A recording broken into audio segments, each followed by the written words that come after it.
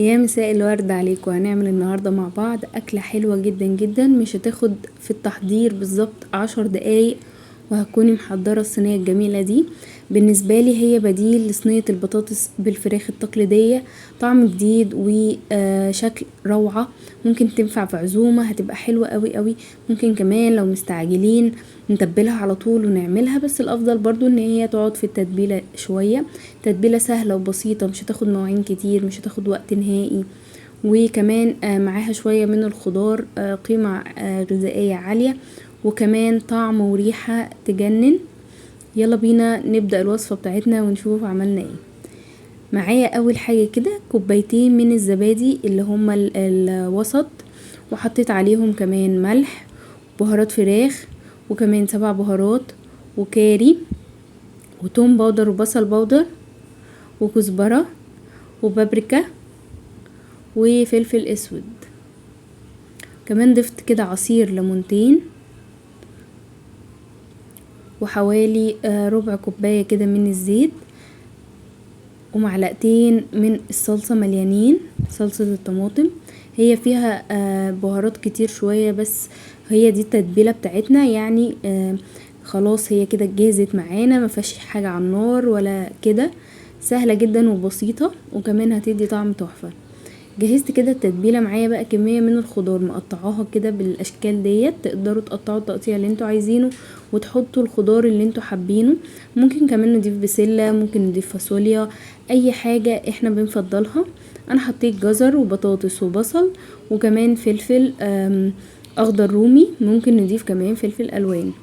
وضفت عليهم نص التتبيله وقلبتها كده كويس جدا مع الخضار.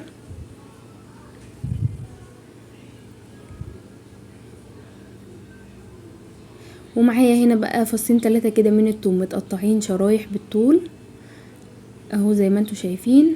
وهدي كمان رشة كده من الزعتر لو متوفر، ممكن روزماري، اي بهارات او اي اعشاب عطرية، لو في فريش كمان يبقى احسن واحسن. بعد كده هجيب ورق لوري وبرضو احطه كده عليها. عندي بقى هنا الفرخة بتاعتي كيلو 100 جرام بالظبط. هبتدي ان انا انشفها، طبعا غسلها كويس جدا جدا، نشفتها حلو بمناديل. وبعد كده بالمقص او بسكينة حامية هبتدي ان انا اشيل سلسلة الظهر اللي هي بتبقى واصلة للرقبة كده، هشيلها كلها بنفس الشكل ده، ممكن بسكينة او بمقص كده زي ما انا عملت. بعد ما بشيلها الفرخة هتكون مفتوحة معايا كده زي الفراشة اهي. بكسرها وانا بقلبها كده، كسرت العظمة اللي بتبقى في النص في الصدر علشان الصدر يبقى مفروض كده بنفس الشكل. هجيب بقى السكينة واعمل فيها فتحات كده زي ما انتوا شايفين بالطول، علشان التتبيلة تدخل في لحم الفرخة من جوه. التتبيلة دي الافضل ان هي تقعد الفرخة متبلة فيها حوالي ساعتين. بس انا كنت مستعجلة وعملتها على طول، وبرضو كانت كويسة جدا. ضفت بقى الفرخ كده هوت على الخضار، وهتبلها طبعا من تحت كده الاول. باخد بالتتبيله بايدي عشان اعرف ان انا اوصلها في كل مكان في الفرخه. هقلبها برضو على وشها وادخل بقى التتبيله في الفتحات اللي انا عملتها ديت. هكون بقى مشغله الفرن على درجه حراره 200 مسخن كده مسبقا، علشان تدخل تتقفل الانسجه بتاعتها كده على طول وما تاخدش وقت معانا في السوا.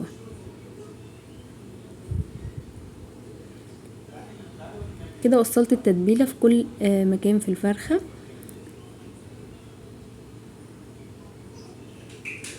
وكده بقت جاهزه معايا، وهدخلها بقى على الفرن على طول. هتاخد حوالي ساعه، وهفتح عليها الشوايه اخر 10 دقايق بس. هغطيها بقى بورق فويل كويس جدا.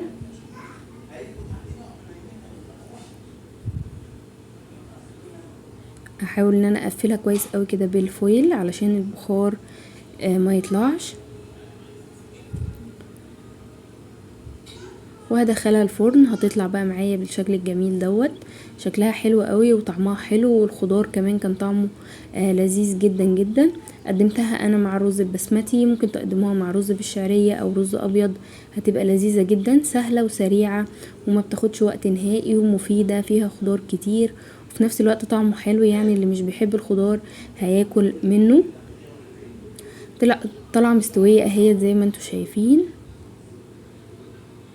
مستويه تماما. ان شاء الله تجربوها وتعجبكم.